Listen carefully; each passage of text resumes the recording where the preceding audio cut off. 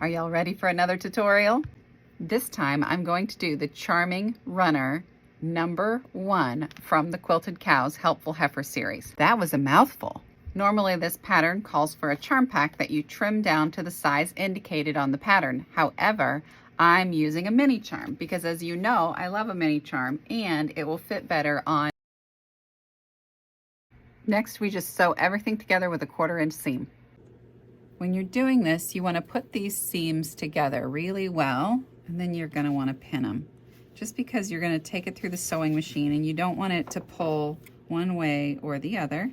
I'm just trimming off that little bit of thread right there, and I'm going to pin them together right on that seam. So I want to make sure that, see how this is my seam, and that's the opposite seam there. I'm going to make them get married. We're going to make them go together really straight, and then we're going to pin it closed.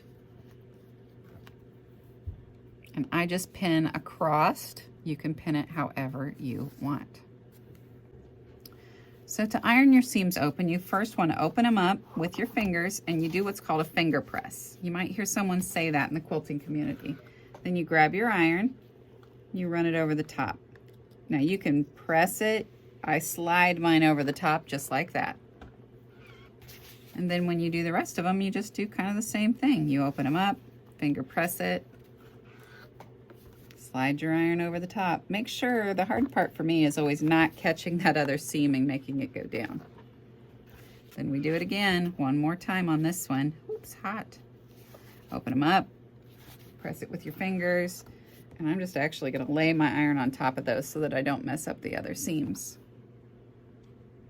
I want to show you the back of this really quick. See how I iron those seams open? And I want to show you, this lies so flat. So one of the benefits of ironing your seams open is how nice and flat it lays and how nice the points all go together.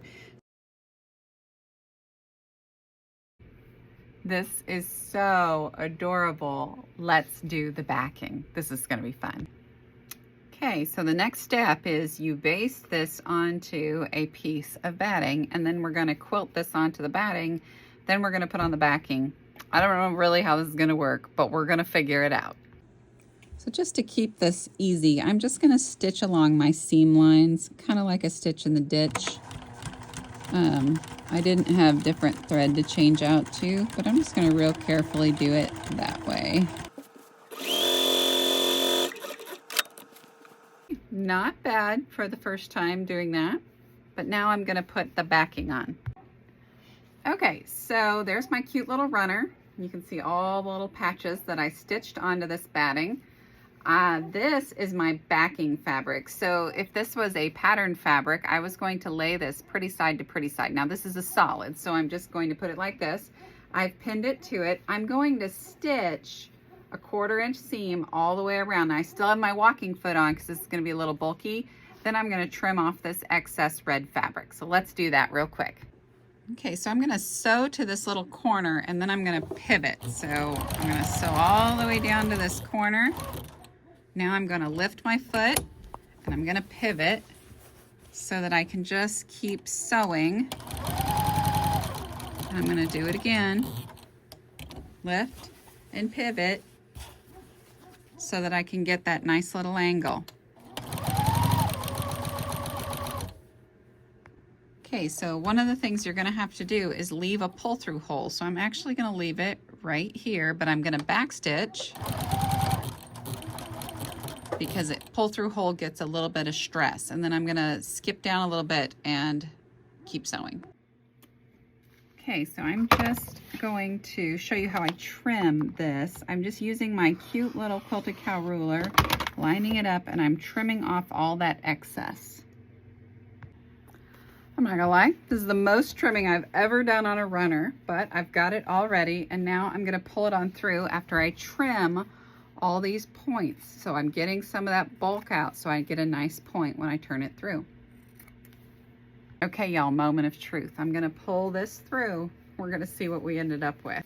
So when you pull it through, you gotta go all the way down to the very end, grab that corner and pull it through first. Don't try to pull through the upper pieces first. You wanna pull that far end through the hole first so that it'll all go back through the hole.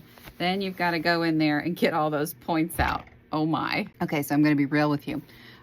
When I cut some of these corners, I cut through my stitches. So when I flipped it through, I had a hole. So I'm going to go back and re-stitch around some of these corners real quick. Okay, this was a really cute pattern and it wasn't super hard. I will say there are a few things you need to know. The corners are just a little bit tricky. So make sure you're giving yourself enough on the seam allowance to cover it up, and when you're trimming, make sure you don't trim through your own stitches. But it does look super cute. It will look nice on my little tiny table. Like and follow for more tutorials and sewing fun.